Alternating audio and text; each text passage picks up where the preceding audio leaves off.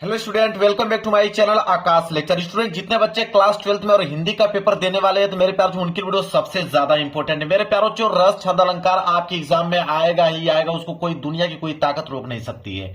और मेरे प्यारों जो आपको बता दूं कि रस छंद अलंकार 6 नंबर के लिए आता है, 2 नंबर का आता है आपके लिए रस, 2 नंबर का आता है छंद और 2 नंबर का आता है मेरे प्यारों जो अलंकार। मेरे प्यारों जो यूट्यूब पे हजारों वीडियोस आपने देखी होगी, लेकिन दावे के साथ मैं आपको गारंटी लेता हूं कि वीडियो समाप्त होते होते रस छंद अलंकार आपके जुबान पे होगा। और इतना सिंपल परिभाषा और इतना सिंपल उदाहरण आज तक आपने कभी देखा नहीं होगा। इतना सिंपल आप लोगों को बताने वाला हूं। जाइए और इस वीडियो के अलावा कोई दूसरा वीडियो देखने की जरूरत नहीं है, और उस विद्यार्थी के पास इस वीडियो को शेयर कर दो जो कि रस छंद अलंकार जिनको याद नहीं होता है, वो इस वीडियो की मदद से मेरे प्यारों जो ट्रिक से बताऊंगा मेरे प्यारों इतना सिंपल कि आज तक कोई बताया नहीं होगा। आराम से देखकर जाइए और 6 नंबर लेकर आइए। मेरे प्यारों जो सबसे पहले रस की बात करते हैं, वही रस बताऊंगा जो आपके पेपर में आता है। वैसे रस बहुत होते हैं लेकिन पूरा रस नहीं बताऊंगा, वही रस बताऊंगा जो आपके एग्जाम में आ जाए।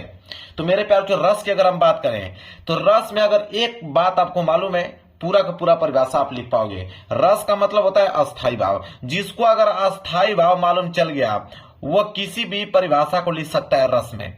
तो रस में हमें क्या फोकस करना है? अस्थाई भाव। जैसे 2 रस सबसे ज्यादा इंपॉर्टेंट है जो हर साल आते हैं, इस साल भी आएगा, इसको कोई रोक नहीं सकता है मेरे प्यारे बच्चों। जैसे एक आता है हास्य रस, एक आता है करुण रस। यह 2 रस में से एक रस आपके जरूर पूछेगा। तो देखिए हास्य रस का अस्थाई भाव क्या होता है? तो हास्य रस का अस्थाई भाव हास होता है मेरे प्यारे बच्चों। हास्य रस का अस्थाई भाव हास होता है, इसको याद कर लो। और करुण रस का अस्थाई भाव क्या होता है? तो करुण रस का अस्थाई भाव शोक होता है। बस इतना याद हो गया ना, अब इसके बाद परिभाषा और उदाहरण पूरा का पूरा ऑटोमेटिक याद हो जाएगा। तो देखिए हास्य रस का अस्थाई भाव हास, करुण रस का अस्थाई भाव शोक। इसके बाद मेरे प्यारों जो हम पहला स्टार्ट करने वाले हैं यहाँ पे हास्य रस। ठीक है, अब ध्यान से आप लोग समझिए। हास्य रस से अगर हमें परिभाषा से तो उदाहरण लिखने के दे कैसे लिखेंगे? देखिए, अगर हास्य रस लिख रहे हो तो आपको मेरे प्यारे बच्चों स्टार्टिंग कैसे करना है? देखिए कि हास्य रस का अस्थाई भाव, मैंने क्या बोला कि हास्य रस का अस्थाई भाव, करुण रस का अस्थाई भाव, यही 2 पॉइंट आपको याद होना चाहिए। तो हास्य रस में आपने लिखा कि हास्य रस का अस्थाई भाव हास होता है। पहली लाइन तो यहीं से छप गया कि हास्य रस का अस्थाई भाव हास होता है। तो हास्य रस का अस्थाई भाव हास होता है, पहली लाइन छप गया। फिर लिखेंगे कि जब हास नामक अस्थाई भाव किससे, 3 वर्ड याद कर लीजिए, एक विभाव याद कर लीजिए, एक आप अनुभाव याद कर लीजिए और एक आप संचारी भाव याद कर लीजिए। 3 वर्ड आपको याद करना है, विभाव, अनुभाव, संचारी भाव। ये 3 याद है तो चाहे आप हास्य रस लिख रहे हो चाहे करुण रस लिख रहे हो, दोनों का परिभाषा आप आसान तरीके से बना सकते हैं। तो पहली लाइन तो सेम है कि हास्य रस का अस्थाई भाव हास होता है।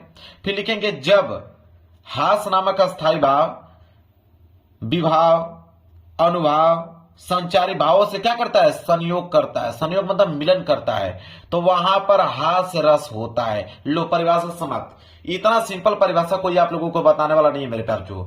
हास्य रस का अस्थाई भाव हास होता है जब हास नामक अस्थाई भाव विभाव, अनुभाव, संचारी भावों से संयोग करता है, मिलन करता है, तो वहां पर हास्य रस होता है। क्लियर है? अब उदाहरण तो इतना सिंपल है कि क्या ही आपको बताया जाए। उदाहरण देखिए, कह रहा कि हाथी जैसा देह है, गेंडे जैसी खाल, तरबूजे सी खोपड़ी, खरबूजे से गाल। अब इतना सिंपल उदाहरण कोई बताने वाला नहीं है मेरे प्यारो बच्चों। याद तुरंत याद हो गया होगा कि हाथी जैसी देह है, गेंडे जैसी खाल, तरबूज जैसी खोपड़ी, खरबूजे से गाल। अब हास्य रस याद हो गया कि नहीं मेरे प्यारो? ईमानदारी से कमेंट करके बताइएगा आप लोग, हास्य रस याद हो गया कि नहीं? चलिए आगे बढ़ते हैं। अब करुण रस, जब हास्य रस याद हो गया तो करुण रस में क्या है? तो पहली लाइन तो सेम रहेगी भाई, करुण रस में भी पहली नाम सेम रहेगी। मेन जो लाइन है मेरे प्यार जो दोनों में सेम रहेगी, चाहे वो हास्य रस लिख रहे हो चाहे आप करुण रस लिख रहे हो।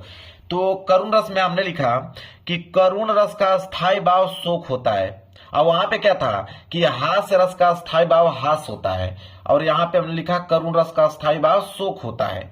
जब शोक स्थायी भाव विभाव, अनुभाव और संचारी भाव, 3 वर्ड मैंने बताया था, विभाव, अनुभाव, संचारी भाव से संयोग करता है। वहां पे भी संयोग कर रहा था और यहां पे भी संयोग कर रहा है, तो संयोग करता है तो वहां पर करुण रस होता है, और वहां पे क्या हो रहा था? हास रस हो रहा था। ठीक है, वहां पे जब हास अस्थाई भाव विभाव अनुभाव संचारी भाव से संयोग करता तो हास्य रस की उत्पत्ति होती थी। लेकिन यहाँ पे शोक का अस्थायी भाव जब विभाव अनुभाव और संचारी भाव से संयोग कर रहा है तो करुण रस हो रहा है ना। सिंपल मेरे प्यारे बच्चों कि करुण रस का अस्थायी भाव शोक होता है। जब शोक का अस्थायी भाव विभाव अनुभाव और संचारी भाव से संयोग करता है तो वहां पर करुण रस होता है। और उदाहरण तो इसका और भी सिंपल है कि हे खगमृग हे मधुकर श्रेणी तुम देखी सीता मृग नैनी। अब बताए कितना सिंपल है मेरे प्यारे बच्चों, याद हो गया कि नहीं कि हे खगमृग हे मधुकर श्रेणी तुम देखी सीता मृग नैनी। लो ये भी याद हो गया। तो रस मैंने दोनों बता दिया, हास्य रस करुण रस, इन्हीं दोनों में से एक आएगा मेरे प्यारे बच्चों। चलिए अब हम अलंकार की तरफ बढ़ते हैं। अलंकार तो इतना सिंपल बता दूंगा कि आप तुरंत याद हो जाएगा। अनुप्रास अलंकार जो सबसे इंपॉर्टेंट है, हर साल आता है, इस बार भी आएगा, कोई दिक्कत नहीं है। अनुप्रास अलंकार में हम लोग लिखेंगे कि वर्ण बार बार आए। लो भाई इतना सिंपल परिभाषा मैंने लिख दिया कि वर्ण बार बार आए तो वहां अनुप्रास अलंकार होता है। वर्ण बार बार आए तो वहां पे कौन सा अलंकार होता है? अनुप्रास अलंकार होता है। उदाहरण देखिए कितना सिंपल है, तरनी तनुजा तट तमाल तरुवर बहुछाय। अब देखिए ये जो त है वर्ण है, ये भी त वर्ण है, ये भी त वर्ण है, ये भी वर्ण है, ये भी वर्ण है। तो मतलब तरनी तनुजा तट तमाल तरुवर बहुछाय। अब कह रहा वर्ण बार बार आए तो देखिए त इसमें भी है, त इसमें भी है, त इसमें भी है, त इसमें भी, मतलब जो त वर्ण है बार बार आ रहा है। तो वही है कि वर्ण बार बार आए वहां अनुप्रास अलंकार होता है। तरनी तनुजा तट तमाल तरुवर बहुछाय, याद हो गया। चलिए ये आगे बढ़ते हैं यमक अलंकार की तरफ। देखिए मेरे प्यार जो यमक अलंकार क्या है, बहुत सिंपल, इसका भी मैं परिभाषा लिख के लेके आया हूं। यमक अलंकार है कि एक ही शब्द एक से अधिक बार आए। अब बोला है कि एक ही शब्द एक से अधिक बार आए तो वहां यमक अलंकार होता है। ठीक है, एक ही शब्द एक से अधिक बार आए तो यहां यमक अलंकार होता है। उदाहरण इतना सिंपल बता दूंगा कि काली घटा का घमंड घटा। अब देखिए यहां पे घटा आया है और यहां पे भी घटा आया है, लेकिन इस घटा का अर्थ होता है मेरे प्यार बच्चों बादल, इस घटा का अर्थ होता है बादल और इस घटा का अर्थ होता है मेरे प्यार बच्चों घटनाएं। तो वही कह रहा है कि एक ही शब्द एक से अधिक बार आएगा, ठीक है, लेकिन दोनों का अर्थ अलग अलग है, वहां यमक अलंकार होता है। तो एक ही शब्द एक से अधिक बार आए तो वहां यमक अलंकार होता है, और वर्ण बार बार आए तो वहां अनुप्रास अलंकार होता है। लो भाई अनुप्रास अलंकार भी क्लियर हो गया और यमक अलंकार भी क्लियर हो गया। यही सब एग्जाम में आते हैं आपके, बता देता हूं। अब हमने आया उपमा अलंकार, ये भी पूछता है, उपमा अलंकार की बारी आ गया। उपमा अलंकार भी बहुत सिंपल है मेरे प्यारों, जो देखिए कह रहा है कि वह अलंकार जिसमें किसी वस्तु की समानता, अब इसमें तुलना की बात होती है मेरे प्यारों, जो उपमा अलंकार मतलब तुलना की जाती है कि वह अलंकार जिसमें किसी वस्तु की समानता या तुलना किसी वस्तु से की जाती है वहां उपमा अलंकार होता है। जैसे मान लीजिए मेरे पास दो पेन है, तो इस रेड पेन की तुलना मैं इस ब्लू पेन से कर रहा हूं, वो भी समानता के आधार पे मेरे प्यारों। अगर इस रेड पेन की तुलना मैं इस ब्लू पेन की से तुलना कर रहा हूं समानता के आधार पे, तो वहां पे उपमा अलंकार होगा। और वही चीज लिखा हुआ है मेरे प्यारों कि वह अलंकार जिसमें किसी वस्तु की समानता या तुलना किसी अन्य वस्तु से की जाती है वहां उपमा अलंकार होता है। और उदाहरण इतना सिंपल है, क्या बताऊं आपको, कह रहा पीपर पात सरिसमन डोला। देखिए कितना सिंपल है, कह रहा कि पीपल पात सरिसमन डोला। लो भाई इतना सिंपल है, याद हो गया होगा आप लोगों को। और एक और उदाहरण बता देता हूं, वैसे तो एक ही उदाहरण लिखना होता है, लेकिन एक उदाहरण और मैं ट्विस्ट ला दिया हूं, ठीक है, कि फूलों सा चेहरा तेरा कलियों से मुस्कान है। ये गाना भी आपने सुना होगा कि फूलों सा चेहरा तेरा कलियों से मुस्कान है, ठीक है, मतलब फूलों की तुलना चेहरे से की जा रही है, कलियों की तुलना मुस्कान से की जा रही है। अब बताइए, वही कह रहा है कि वह अलंकार जिसमें किसी वस्तु की समानता या तुलना किसी अन्य वस्तु से की जाती है वहां पे उपमा अलंकार होता है। क्लियर है, समझ में आ गया। चलिए अब छंद की तरफ बढ़ेंगे। दोहा छंद, ये भी बहुत सिंपल है, बहुत भारी चीज नहीं है। दोहा छंद की अगर हम बात करते हैं, देख लीजिए, दोहा छंद में लिखेंगे कि यह अर्ध सम्मात्रिक छंद है। पहली लाइन क्या होगा, यह अर्ध सम्मात्रिक छंद है। इसमें 4 चरण होते हैं। इसमें कितना 4 चरण होते हैं, पहले एवं तीसरे में 13 13। इसका भी ट्रिक में बता देता हूं। देखिए यहां पे क्या लिखा हुआ है, 13 और 13, मतलब पहला और तीसरा। ऐसे ट्रिक बना लेना कि पहले चरण और तीसरे चरण में 13-13 मात्राएं होती हैं। बचा आपका दूसरा और चौथा, तो दूसरा चौथा में 11-11 होती हैं। लो भाई, ट्रिक बन गया कि नहीं? कितना सिंपल है। पहली लाइन लिखेंगे कि यह अर्धसम्मात्रिक छंद है, इसमें 4 चरण होते हैं। पहले और तीसरे, देखिए पहले और तीसरे में 13-13 मात्राएं। बचा आपका दूसरा और चौथा, तो दूसरे और चौथे में 11-11 मात्राएं होती हैं। परिभाषा समझ में आ गया?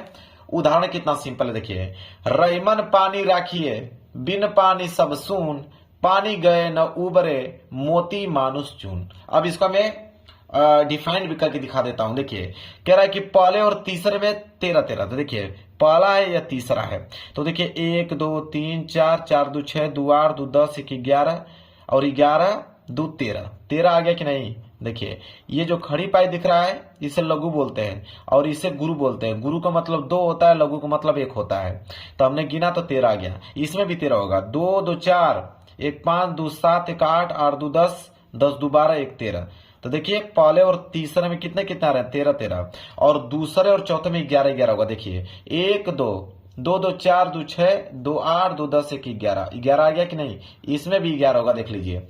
2 2 4, 1 5, 5 2 7 और 7 और 2 कितना हो जाएगा यहाँ पे? अरे इसका यहाँ से स्टार्ट है ना। 2 2 4, 4 2 6, 6 2 8, 8 2 10, 1 11। लो भाई 11 इसमें भी आ गया। तो समझ में आ गया ना आपको? पहले और तीसरे में 13-13, दूसरे और चौथे में 11-11। अब इतना आसान आपको कोई बताने वाला नहीं है मेरे प्यारे बच्चों। आ जाइए सोरठा की तरफ। देखिए सोरठा, अगर आपको दोहा याद है तो सोरठा दोहे का उल्टा होता है मेरे प्यारे बच्चों। सोरठा जो होता है मेरे प्यारे बच्चों, दोहे का उल्टा होता है। इस बात को आप नोट कर लें। देखिए इसमें भी सेम लाइन रहेगी कि यह अर्धसम्मात्रिक छंद है, ठीक है। इसमें भी लिख दीजिएगा कि इसमें 4 चरण होते हैं, ठीक है। लिख दीजिएगा कि यह अर्धसम्मात्रिक छंद है, इसमें 4 चरण होते हैं, जिसके पहले और तीसरे चरण में 11-11। उसमें क्या हो रहा था कि पहले और तीसरे में 13-13 हो रहा था, इसमें जस्ट उसका उल्टा होता है। तो पहले और तीसरे चरण में 11-11 मात्राएं तथा दूसरे और चौथे चरण में 13-13 मात्राएं होती हैं। यह दोहे का उल्टा होता है। देखिए परिभाषा में लिखा भी गया कि यह दोहे का क्या होता है? उल्टा होता है। और देखिए, राधा नागरी सोई मेरी भवबाधा हरो, श्याम हरित दुति होई जा तन की छाई परे। अब मैं दिखा भी देता हूं आपको, देखिए कैसे। अब देखिए यहां पे हो जाएगा गुरु, ये भी हो जाएगा गुरु, ठीक है। ये हो जाएगा आपका गुरु लघु लघु, क्योंकि जितना छोटी का मात्रा रहेगा उस पर लघु होगा, जितना बड़ाओं का मात्रा होगा उसमें गुरु होगा। ये बात आपको भी मालूम है। तो यहाँ पे क्या हो जाएगा? गुरु लघु। यहाँ पे हो जाएगा गुरु, ये भी हो जाएगा गुरु, ये भी लघु लघु गुरु गुरु लघु गुरु, ठीक है। इसमें भी देख लेते हैं। तो इसमें हो जाएगा आपका लघु, ये भी हो जाएगा लघु, ये भी हो जाएगा लघु, ठीक है। क्योंकि यह मात्रा इसको दे देगा तो ये पूरा हो जाएगा स, तो उसका मतलब एक। ये हो जाएगा सिर्फ य का मतलब ही लघु, अरे हाँ लघु। इसमें भी आपका लघु, और ये देखिए ये छोटाओं का मात्रा, ये भी लघु है, ये भी आपका लघु है। ये भी छोटाओं का है लघु लघु। इसमें हो का मात्रा है गुरु लघु, ये हो जाएगा आपका गुरु, ये हो जाएगा लघु लघु, ये हो जाएगा आपका गुरु, ये हो जाएगा गुरु गुरु, ये हो जाएगा लघु गुरु। क्लियर है? आप देख लीजिए, कह रहा है कि पहले और तीसरे में 11-11, तो 2 2 4, 2 6, 2 8, 2 10, 1 11, 11 आ गया। इसमें भी देखिए 3 3 6, 6 2 8, 2 10, 1 11, 11 आ गया। इसमें देखिए 13-13 होगा। 2 2 4, 2 6, 2 8, 2 10, 2 12, 1 13, 13 आ गया। इसमें भी देखिए 2 2 4, 2 6, 2 8, 2 10, 10 3 13, इसमें भी आ गया। लो समाप्त। रस छंद अलंकार तीनों मैंने समाप्त कर दिया।